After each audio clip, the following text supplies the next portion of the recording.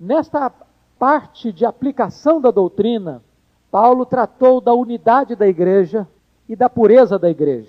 Agora, nesta última parte da carta, Paulo vai falar sobre novos relacionamentos da igreja. Então, aquilo que ele aplicou da doutrina, ele disse que a consequência do aprendizado das verdades eternas de Deus produzem na igreja unidade, produzem na igreja pureza e produzem na igreja novos relacionamentos. Todo o restante dessa carta, a partir do verso 18, ele vai falar desses novos relacionamentos. E esses novos relacionamentos vão estar divididos em dois segmentos distintos: relacionamentos visíveis e relacionamentos invisíveis. Relacionamentos com amigos e irmãos e relacionamentos com inimigos. Vocês percebem que a relação agora é entre marido e mulher, entre pais e filhos, e entre patrões e empregados. Relações tangíveis, concretas, visíveis, com pessoas à nossa imagem, à nossa semelhança. Depois Paulo passa para uma relação de cunho invisível, espiritual, quando nós temos que defrontar e confrontar e combater seres espirituais, invisíveis, intangíveis, com quem temos que lutar e guerrear. A nossa fé deve estar à altura dessas duas dimensões de relacionamento. Isso é um produto da plenitude do Espírito Santo de Deus na nossa vida. A vitória nessas relações. Esse texto que lemos, o verso 18, de certa forma, é o verso central dessa sessão, e os outros como que um desdobramento do verso 18. E no verso 18 você tem uma ordem, um imperativo e 4 verbos no particípio. Então, enchei-vos está no imperativo e 4 no particípio, falando, louvando, dando graças e submetendo. E por isso eu gostaria hoje de trabalhar esse texto dentro desta forma literária em que ele foi escrito. Primeira coisa que é importante observar, meus irmãos, é a importância suprema da obra do Espírito Santo na vida da igreja. Nesta carta, o apóstolo Paulo já abordou lá no capítulo 1, versículos 13 e 14, sobre o selo do Espírito. Que quando você creu em Jesus, você foi selado, você foi marcado, você foi carimbado, você foi distinguido como propriedade exclusiva de Deus, como membro da família de Deus, como alguém que Deus já deu o seu penhor, a sua entrada, e o compromisso de que Ele vai resgatar essa propriedade finalmente, no momento da volta do Senhor Jesus Cristo. Quando então nós receberemos um corpo glorificado. E este selo é o selo até o dia da redenção, e essa redenção aqui está falando no dia da glorificação. No capítulo 4, verso 30, Paulo agora traz uma outra recomendação em relação ao Espírito Santo, dizendo que nós não devemos entristecer o Espírito Santo da promessa, no qual fostes selados para o dia da redenção. Aí está falando agora de um relacionamento com o Espírito Santo. O Espírito Santo é uma pessoa e uma pessoa divina, que se relaciona conosco, Ele está em nós, Ele habita em nós, Ele intercede por nós. E agora o apóstolo Paulo dá uma terceira orientação em relação ao Espírito Santo, dando uma ordem agora: enchei-vos do Espírito. Na verdade é impossível exagerar a importância, o valor da obra, do ministério do Espírito Santo na vida do crente. É Ele quem nos convence do pecado, é Ele quem opera em nós o novo nascimento, é Ele quem nos santifica, é Ele quem nos habilita com dons para fazer a obra de Deus, é Ele quem produz em nós o fruto do Espírito, é Ele quem está trabalhando em nós e desenvolvendo em nós a imagem de Cristo, essa transformação progressiva à imagem de Cristo. É Ele quem habita em nós e intercede por nós. É Ele quem testifica com o nosso espírito que somos filhos de Deus. Mas agora Paulo traz uma ordem muito importante: enchei-vos do Espírito. Por quê? Porque é possível você ser regenerado pelo Espírito, habitado pelo Espírito, selado pelo Espírito, mas, a despeito de tudo isso, não estar cheio do Espírito. Nem todo salvo está cheio do Espírito. Todo salvo tem o Espírito, mas nem todo salvo está cheio do Espírito. E daí esta ordem do apóstolo Paulo: enchei-vos do Espírito Santo. Não vos embriagueis com vinho no qual há dissolução, mas enchei-vos do Espírito Santo. E nós queremos aqui parar para perceber que existem duas ordens, uma negativa e a outra positiva. A primeira ordem é negativa: não vos embriagueis com o vinho, no qual há dissolução. E por que o Espírito Santo, que inspirou o apóstolo Paulo, escolheu esta comparação por contraste, ou melhor, esse contraste aqui, para ligar a embriaguez no ponto negativo, para enfatizar o aspecto positivo da plenitude do Espírito Santo? Eu queria pensar com vocês um pouquinho sobre esta aparente semelhança e profundo contraste entre embriaguez e plenitude. Vocês se lembram que quando a igreja, aqueles 120 discípulos foram cheios do Espírito Santo, quando o Espírito Santo foi derramado, no Pentecoste, o Espírito Santo desceu como um vento impetuoso e pousou com línguas como de fogo sobre cada um deles, e eles ficaram cheios do Espírito Santo e começaram a falar em outras línguas as grandezas de Deus.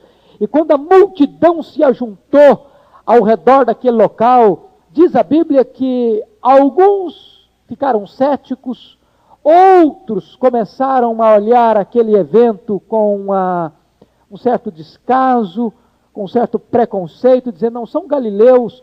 Mas diz a Bíblia que outros escarneceram, dizendo: estão bêbados, estão embriagados, quando eles estavam cheios do Espírito Santo. O que é que tem de semelhança entre um bêbado e uma pessoa cheia do Espírito Santo? E o que é que tem de contraste entre uma pessoa cheia do Espírito Santo e uma pessoa bêbada? Em primeiro lugar, vamos olhar a semelhança superficial. Vamos procurar entender primeiro o que significa ser cheio do Espírito Santo. Porque às vezes a palavra ser cheio do Espírito Santo leva a pessoa a ter uma noção equivocada do significado do enchimento, dando a impressão que o Espírito Santo é um líquido e nós somos um vasilhame. Não passa às vezes essa ideia de que então vai se tornando mais líquido? Hoje a pessoa está com uma quantidade menor de líquido, daqui a pouquinho o copo está pela metade, daqui a pouquinho o copo está quase cheio, daqui a pouquinho o copo está transbordando. A gente pode imaginar o Espírito Santo dessa forma, quando não é isso. A palavra enchei-vos do Espírito Santo, a ideia aqui é de estar sob a influência do Espírito, sob o poder do Espírito. Ser cheio do Espírito é estar debaixo da influência, da ação e do poder do Espírito Santo. Então vamos ver a semelhança artificial. O que é que uma pessoa, quando nós dizemos que uma pessoa está bêbada, que ela está cheia de álcool? O que significa? Que ela está sob a influência e o poder do álcool. Então, o que é ser cheio do Espírito Santo? É estar sob a influência, a direção, o comando, o controle, o domínio e o poder do Espírito Santo. Em ambas as proposições há uma mudança de comportamento. A personalidade de uma pessoa bêbada muda. Ela se desinibe, ela não se importa com o que os outros pensam dela, ela se abandona aos efeitos da bebida.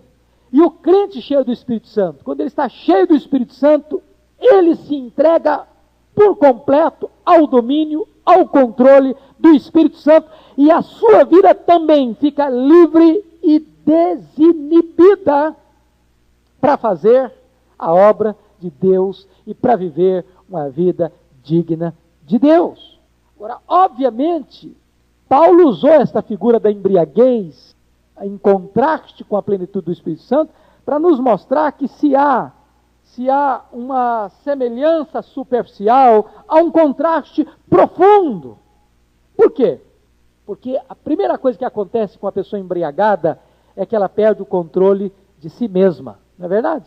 Ela perde o controle de si mesma. Enquanto na plenitude do Espírito Santo a pessoa não perde o controle de si mesma, pelo contrário, uma pessoa cheia do Espírito Santo está totalmente dentro do controle do seu próprio eu. Por quê? O fruto do Espírito é o quê? Domínio próprio.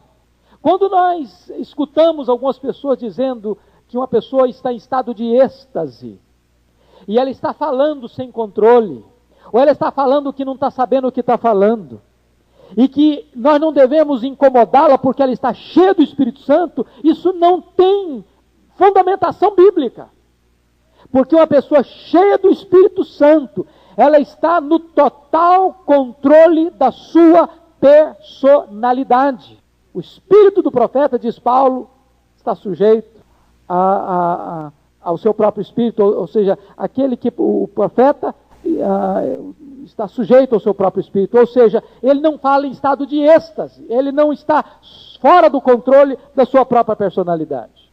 Outra coisa, não sei quantos já leram o comentário do médico e pastor Mark Lloyd Jones. Ele era pastor e médico da família real, e ele comentando esse texto, diz o seguinte, que o vinho e o álcool, farmacologicamente falando, não é um estimulante, pelo contrário, é um depressivo. Diz ele que o álcool sempre está classificado na farmacologia entre os depressivos e não entre os estimulantes. O álcool, conforme o Dr. Macmillan, é um ladrão e um assaltante de milhões de cérebros, responsável, por exemplo, por cerca de 50% dos acidentes automobilísticos. Ele tira a pessoa do seu controle, do seu domínio próprio. A embriaguez deprime o cérebro, tirando o homem do seu autocontrole, tira a sua sabedoria, o seu entendimento, o seu julgamento, o seu equilíbrio e o poder para avaliar. Ou seja, o álcool impede a pessoa de agir de maneira sensata. Agora, ao contraste profundo, quando uma pessoa está cheia do Espírito Santo, longe de estar num processo depressivo, o Dr. Mark Lloyd Jones coloca até que nós não podemos classificar o Espírito Santo dentro de uma obra de farmacologia. Não é verdade? Ele não é um produto químico que você possa classificá-lo dentro de uma obra de farmacologia. Mas se pudéssemos fazer, nós colocaríamos que o Espírito Santo, ele não é um depressivo, ele é um estimulante. Uma pessoa cheia do Espírito Santo, ela é revitalizada com vida, com força, com entusiasmo, com poder, com equilíbrio, com sabedoria, com discernimento, com sensatez. Absolutamente o contrário do que é o efeito do álcool na vida de uma pessoa. Estimulando a razão, estimulando a vontade, estimulando a emoção. Uma vida cheia do Espírito Santo recebe este estímulo precioso, bendito do Espírito Santo de Deus.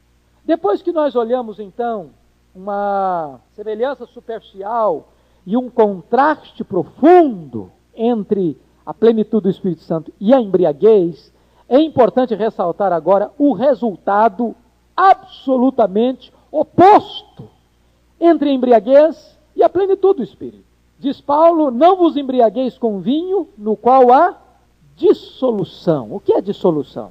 Dissolução é quando a pessoa perde o controle, as rédeas da sua vida, o equilíbrio, a sensatez, e se entrega sem freios, sem reservas, aos caprichos, à vontade da carne, se corrompe, maculando seu nome, a sua honra, seu caráter, sua vida.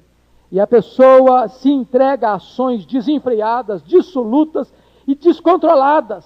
Perde o pudor, perde a vergonha, envergonha o lar, traz sofrimento, traz lágrima, traz separação, traz pobreza, traz opróbrio sobre a família. E a pessoa vai buscar um alívio, ou uma resposta, ou uma liberdade fictícia, falsa, no fundo de uma garrafa, e encontra na bebida, na embriaguez, um falso estimulante, uma falsa liberdade, uma falsa resposta, E a pessoa vai encontrar, portanto, um substituto barato, falso e maldito e artificial para a verdadeira alegria. A embriaguez leva à ruína. Eu já contei aqui, eu acho que todos vocês já conhecem esta lenda, mas só para firmar o que está dito aqui, vocês lembram daquela lenda que disse que o vinho e o álcool era a somatória da mistura de 4 tipos de sangue: o sangue do pavão, o sangue do leão, o sangue do macaco e o sangue do porco. E essa lenda diz que o homem, quando começa a beber, tem a sensação do pavão, que ele é o mais bonito, que ele é o mais falante, que ele é o mais extrovertido, que ele é o mais inteligente, e ele começa a se pavonear no meio das pessoas. Daqui a pouquinho, o segundo estágio é o sangue do leão. O camarada vai ficar bravo, fica valente, fica forte, quer brigar com todo mundo, quer ser o rei da selva, e ele tem a sensação de que não tem nada e ninguém que possa detê-lo. Terceiro estágio, ele começa a macaquear, começa a ser motivo de gracejos, de chacotas, de brincadeiras jocosas, transforma-se num macaco, para finalmente se corromper e ir para a lama, para o chiqueiro, como um porco. Eu creio que essa lenda ilustra muito bem o processo de degradação e de dissolução que a embriaguez leva a pessoa. Entretanto, irmão, o resultado da plenitude do Espírito Santo é absolutamente o contrário. Uma vez que uma pessoa está cheia do Espírito Santo, longe dela se embrutecer, dela se animalizar, o Espírito Santo a enobrece, a santifica, a enleva, a eleva, a humaniza e a transforma à imagem e à semelhança de Jesus. Não vos embriagueis com vinho, no qual há dissolução, mas enchei-vos do Espírito. E Paulo agora passa a falar então sobre os benefícios de uma vida cheia do Espírito Santo. Lembrem vocês que no verso 18 há uma ordem dupla, uma negativa e a outra positiva. A negativa é: não vos embriagueis com vinho. A positiva é: enchei-vos do Espírito Santo. E agora tem 4 verbos no particípio. E esses verbos que se levantam aqui como resultado, como produto, como consequência de uma vida cheia do Espírito Santo. Então vamos ver. Versículo 19a, Paulo diz: falando entre vós com salmos. Queria que, se você tem o hábito de grifar, grifasse falando entre vós. Portanto, Paulo está falando aí de comunhão, falando entre vós, com salmos. Paulo diz que o produto de uma vida cheia do Espírito Santo, o resultado de uma vida cheia do Espírito Santo, é uma comunhão plena, edificante entre os irmãos. Uma comunicação santa, saudável, edificante, espiritual. Ou seja, quando há choques, intrigas, mágoas, ressentimentos, rusgas, divisões, facções, isso implica, como Paulo diz lá em 1 Coríntios 3, que tem 2 sinais, de infantilidade e de carnalidade. Mas quando o Espírito Santo está dirigindo, e quando o Espírito Santo está agindo na vida da igreja, o que vai reinar é a comunhão. Vai cessar rusgas, vai cessar brigas, contendas, querelas, disputas, mágoas, ressentimentos. Agora, se você perceber, o contexto aqui é o contexto da adoração, a comunhão na adoração. Por isso ele está dizendo, falando entre vós com salmos. Eu não sei se você já percebeu, mas às vezes há salmos na Bíblia que eles não são totalmente dirigidos para Deus, mas estão dirigidos na horizontal. Querem ver um exemplo? É o Salmo 95. É um salmo de comunhão. O que está dito aí? Vinde.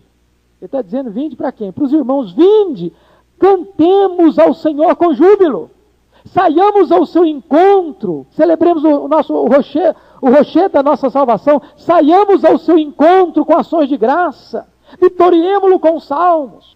Ou seja, quando você olha para os membros da sua congregação e convida-os a louvar a Deus, convida-os a entrar neste clima bendito de adoração, de louvor, de exaltação ao Senhor.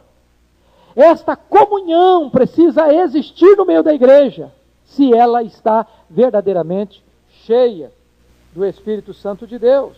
A segunda marca de uma vida cheia do Espírito Santo está aí no versículo 19 ainda. Observe, por gentileza. Efésios 5:19. Veja você, falando entre vós, você pode grifar o entre vós aí, que define que a questão não é vertical, mas é horizontal, é fraternal, é comunhão. Mas agora, na parte B do verso 19, diz, entoando e louvando de coração ao Senhor. Então, ao Senhor, agora, o resultado da plenitude do Espírito Santo é a adoração. Comunhão e agora a adoração. Agora não é entre vós, mas agora é ao Senhor. E o que Paulo está querendo dizer com isso?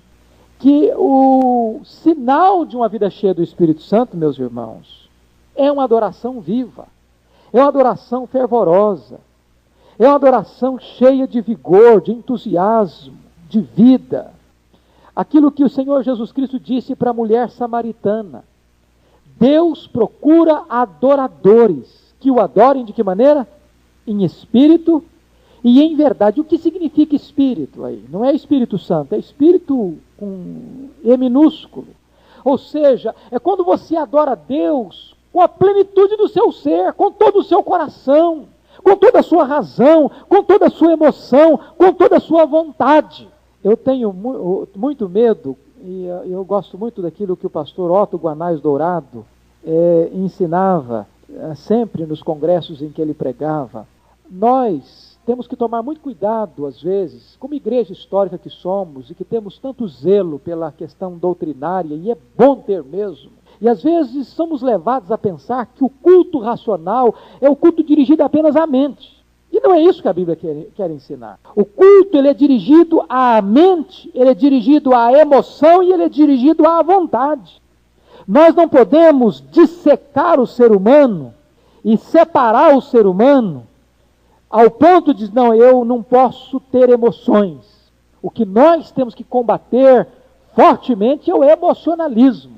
Mas nós não podemos ter medo das emoções, de forma alguma.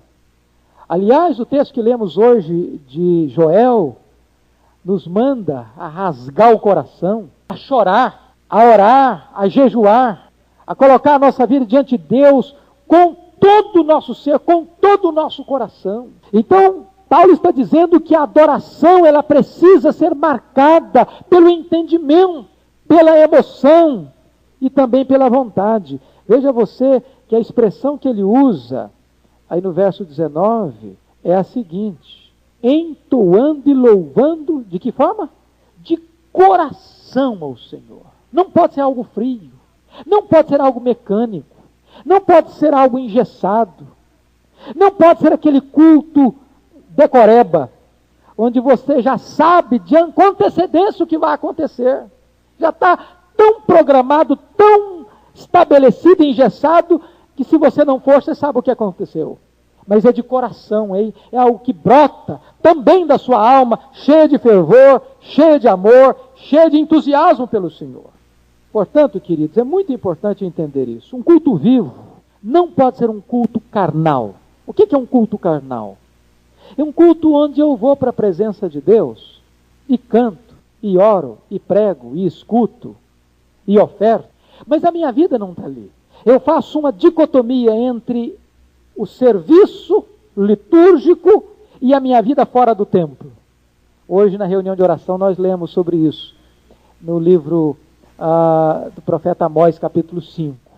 Quando o povo ia ao templo, sacrificava, ofertava, cantava, tocava e fazia, acontecia, Deus diz: buscai ao Senhor e vivei. Eu não aceito o que vocês estão fazendo, porque a vida de vocês não está aprovando, não está referendando o culto de vocês. Um culto vivo não é barulho, misticismo, nem emocionalismo, onde a pessoa acha que, soltando as rédeas das emoções, sem entendimento, esse culto vai agradar a Deus. Não é experiencialismo, nem um culto místico, onde as pessoas estão buscando alguma coisa diferente, nova, para se agarrar, mas é um culto em espírito e em verdade. O que significa ser um culto em verdade? Tem que ser um culto bíblico. Todo culto que não é bíblico é anátema, é rejeitado pelo Senhor. E a Bíblia diz que a plenitude do Espírito Santo nos leva a uma adoração genuína, de coração ao Senhor. Mas há uma terceira marca de uma vida cheia do Espírito Santo, aí no versículo 20. Observe você.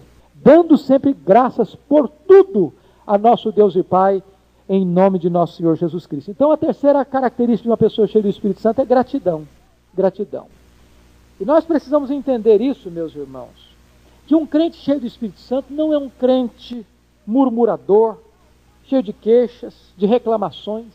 Você conhece aquele tipo de gente que se você perguntar para ele 200 vezes durante o dia, como é que você vai? Ele sempre está reclamando de alguma coisa. Isso se torna um hábito, se torna um vício. Quando na verdade a Bíblia está dizendo que uma vida cheia do Espírito Santo, ela está cheia de gratidão. Pare para pensar quanta coisa boa Deus tem dado a você. Isso é tremendo. Sabe, irmãos, às vezes a gente precisa sair do nosso casulo para entender as coisas. Quantas vezes você não valoriza a saúde que você tem? Porque às vezes nunca foi dado a ir para os hospitais, visitar os enfermos. Se você tivesse o hábito de ir uma vez por semana num hospital, visitar os enfermos, você seria mais grato pela saúde que tem. Quantas vezes você chega num leito?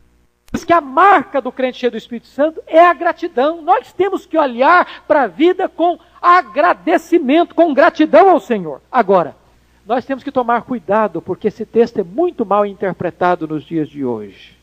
Paulo diz o seguinte: dando sempre graças por tudo. E há alguns escritores que querem entender tudo, tudo mesmo. E precisamos entender tudo à luz do seu contexto. Porque tem muita gente ensinando hoje que nós temos que dar graças até pelo mal moral. E nós não podemos dar graças a Deus pelo mal moral. Por exemplo, um marido não pode agradecer a Deus pelo adultério da esposa. Uma esposa não pode agradecer a Deus pela embriaguez do marido. Um pai e uma mãe não podem agradecer a Deus porque o filho caiu nas drogas ou na prostituição. Eu não posso agradecer a Deus porque as autoridades constituídas se corromperam, se entregaram à ganância e usurparam e aviltaram o poder que lhes foi delegado para agir com justiça e com honradez. Não posso dar graças a Deus pelo mal moral. Portanto, quando Paulo está dizendo aí, dando sempre graças por tudo a nosso Deus e Pai, Paulo não está pensando que nós temos que agradecer a Deus pelo mal moral. Semelhante sugestão é uma insensatez e uma blasfêmia.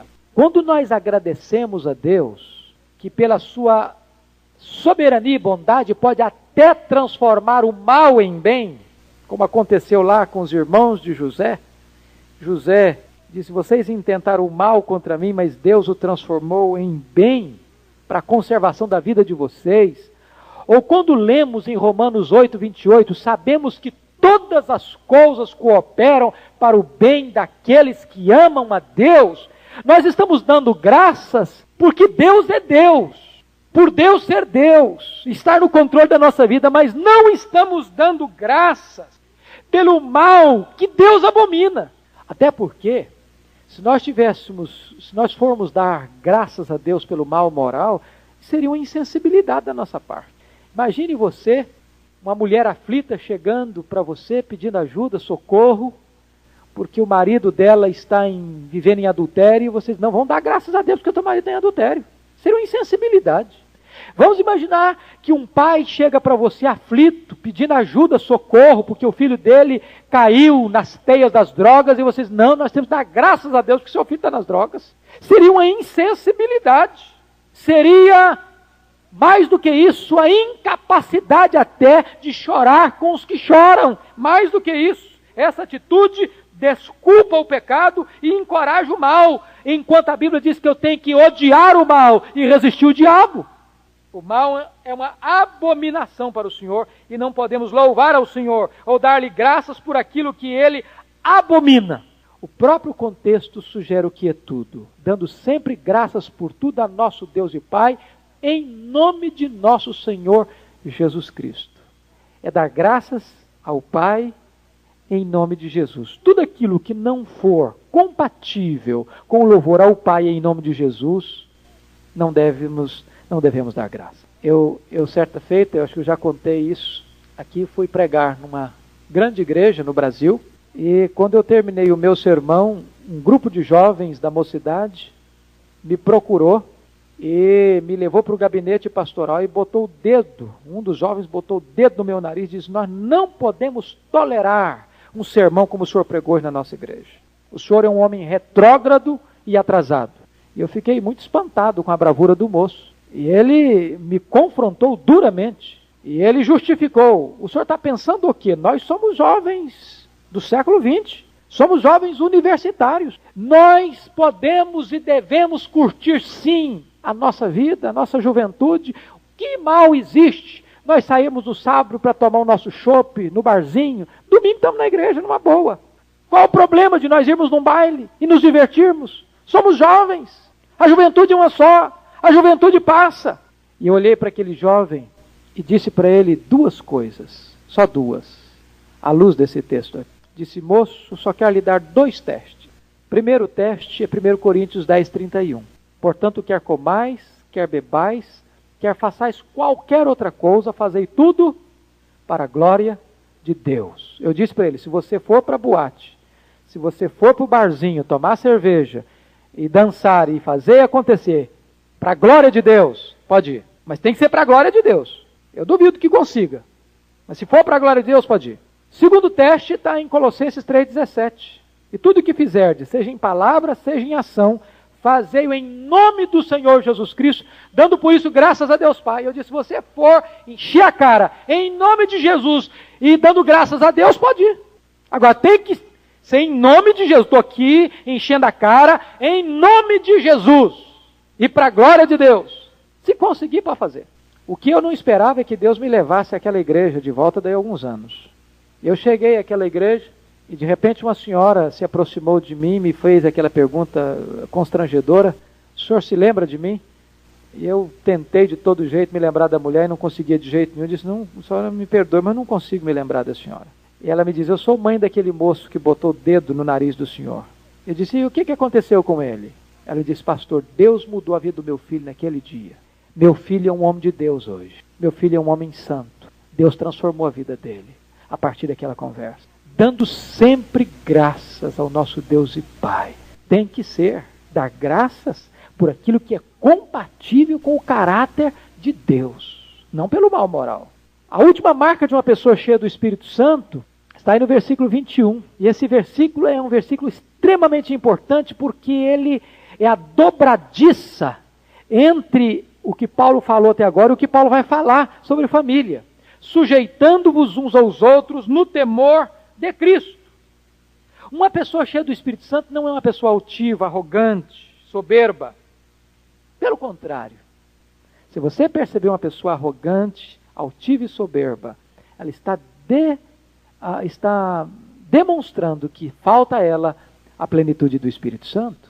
Porque a marca da plenitude é a capacidade de nos submetermos uns aos outros, no temor de Cristo. Agora, eu queria que você percebesse que a submissão que Paulo vai trabalhar a partir daí, por isso que eu disse para vocês que o verso 21 é uma dobradiça aí, que liga a essa submissão à submissão da esposa, dos filhos e dos empregados.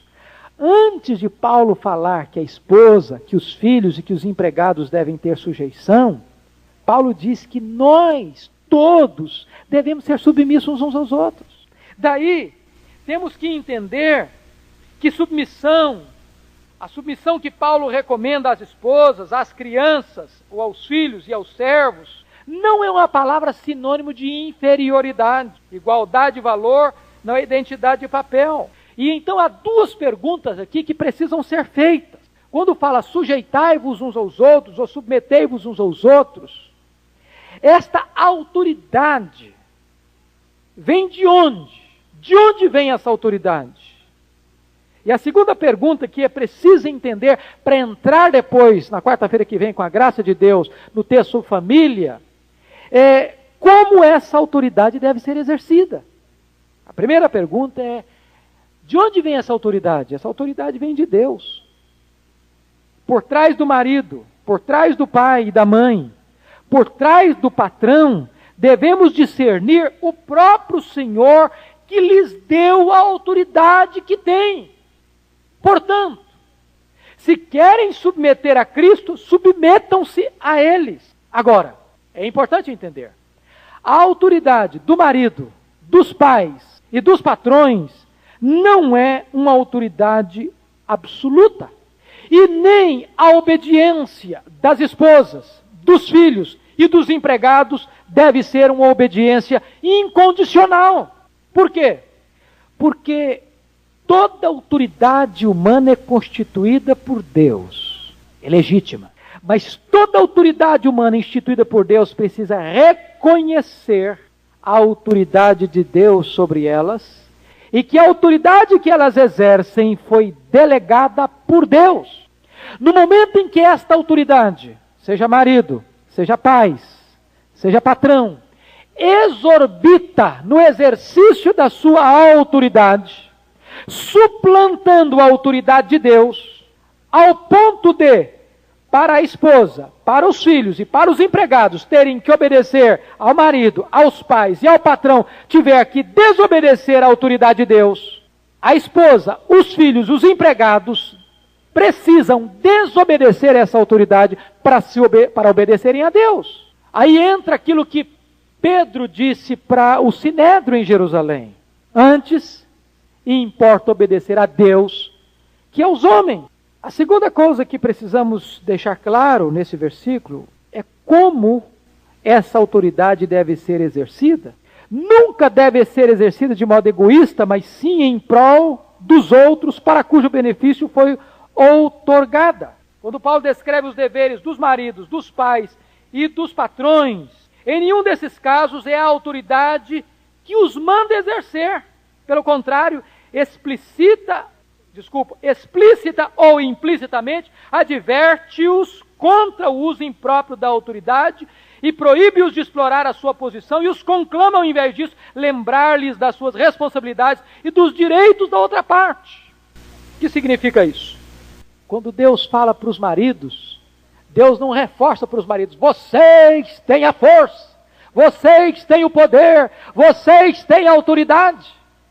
Quando fala para os pais: vocês têm a força, vocês têm o poder, vocês têm a autoridade, ou idem para os patrões. Não, a palavra que Deus dá para estes que estão ocupando a liderança é o contrário. Lembra-lhes o direito que o outro, que é submisso, tem. Maridos, amai vossas mulheres, como Cristo amou a igreja, e a si mesmo se entregou por ela, para que a santificasse, para que a apresentasse ao Senhor como uma noiva imaculada, sem ruga e nem defeito. Que quem ama a sua esposa, a si mesmo se ama. Ninguém jamais odiou a sua própria carne, antes se alimenta e dela cuida.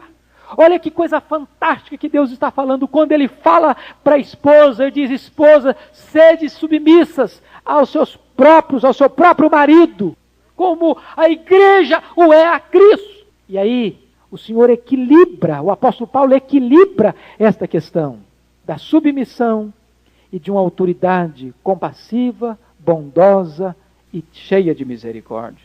O que Paulo quer ensinar para nós? O que Paulo quer ensinar para nós é que um marido cheio do Espírito Santo é um marido que ama a sua mulher. O que Paulo quer ensinar para nós? Paulo quer ensinar para nós que uma esposa cheia do Espírito Santo, ela se submete ao seu marido. O que Paulo quer nos ensinar? É que pais cheios do Espírito Santo não provocam seus filhos a ira, mas criam-os na admoestação e na disciplina do Senhor. O que Paulo quer ensinar para nós? É que filhos cheios do Espírito Santo obedecem aos seus pais no temor do Senhor. Que patrões cheios do Espírito Santo não esmagam os seus empregados, e que empregados cheios do Espírito Santo trabalham para os seus patrões como se estivesse trabalhando para o próprio Deus. O que Paulo está dizendo é que a vida cheia do Espírito Santo rege os nossos relacionamentos. E eu termino, irmãos, com o último ponto. Eu só queria chamar a sua atenção para essa palavra: enchei-vos do Espírito. Esse verbo aqui tem 4 características na língua original que precisam ser destacadas para o nosso ensino. Em primeiro lugar, está no imperativo. Ser cheio do Espírito Santo não é uma opção, é uma ordem. Não é uma condicional, é um mandamento. Portanto, um crente não cheio do Espírito Santo está pecando, está desobedecendo a uma ordem divina. Olha que seriedade que isso tem. Quando nós achamos que um crente cheio do Espírito Santo é a exceção, quando devia ser a regra.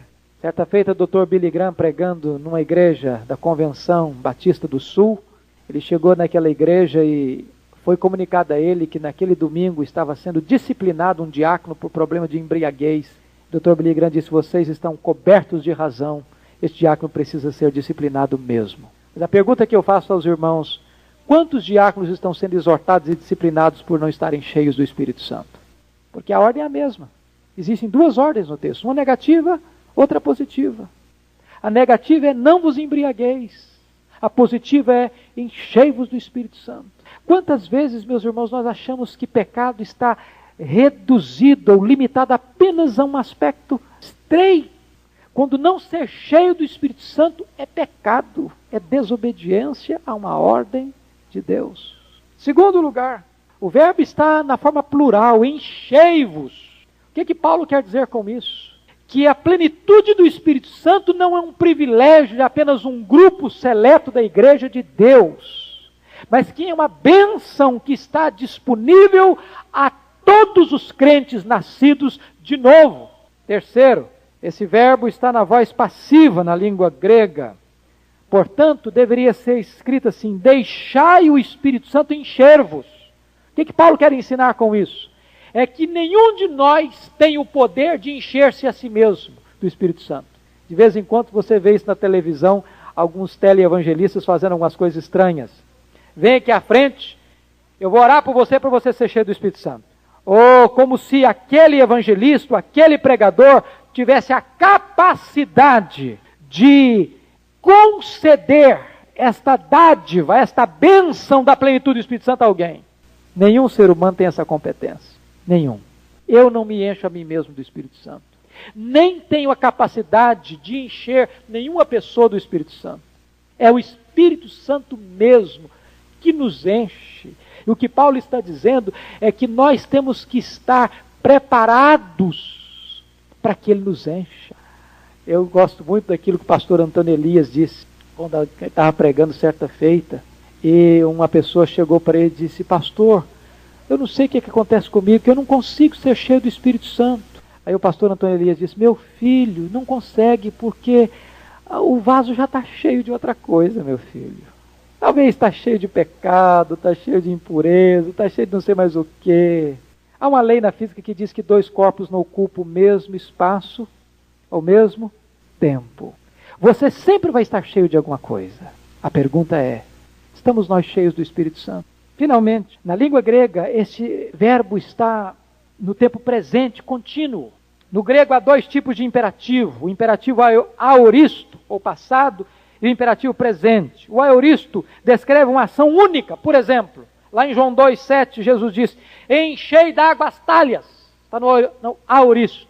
Ou seja, encho essas talhas agora é para nunca mais encher. Vai ser só essa vez e nunca mais vai se repetir esse ato de encher as talhas. Mas aqui, Paulo diz: enchei-vos do Espírito, é um presente contínuo. Enchei-vos do Espírito Santo agora, amanhã, depois de amanhã, a semana que vem, o mês que vem. Ou seja, a plenitude do Espírito Santo que você recebe hoje não serve para amanhã. Amanhã você tem que ser cheio do Espírito Santo outra vez. A semana que vem de novo. E eu vou perguntar, você não precisa me responder: quantas vezes você já se sentiu cheio do Espírito Santo? Quem sabe hoje você se sente não cheio do Espírito Santo? Quantas vezes você já teve uma vida com Deus muito mais íntima do que já teve ou está tendo agora? As vitórias do ontem não servem para hoje. A plenitude de ontem não serve para hoje. Você precisa ser cheio do Espírito Santo hoje, amanhã, continuamente. Queria terminar perguntando para você, meu irmão, minha irmã: você está cheio do Espírito Santo? Como é que tem sido a sua comunhão com os remidos do Senhor? Como é que tem sido a sua adoração a Deus? Como é que tem sido a questão da gratidão no seu coração? Como é que tem sido essa capacidade de você se submeter ao seu irmão no temor de Cristo? Você é humilde? Jesus é tremendo nesse sentido, não é verdade? Ele como Senhor e Mestre, ele cingiu-se de uma toalha, de um avental e lavou os pés dos discípulos e voltou e disse: vós me chamais o Senhor e Mestre e fazeis bem porque eu sou, mas eu lavei os vossos pés, deveis fazer o mesmo. Eu não vim para ser servido, mas para servir. Tende em vós o mesmo sentimento que houve em Cristo. O que é ser cheio do Espírito?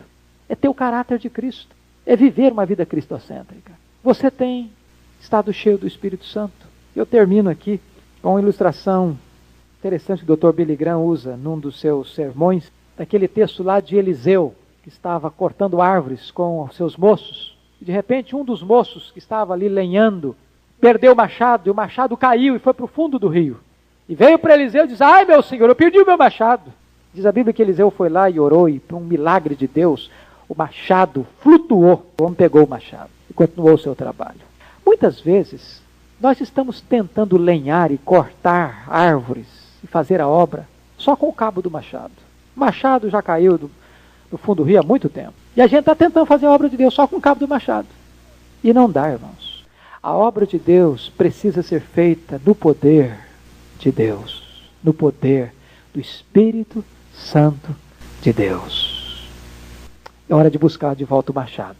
É hora de buscar de volta a plenitude do Espírito Santo. E buscá-la continuamente. Que Deus nos ajude. Amém.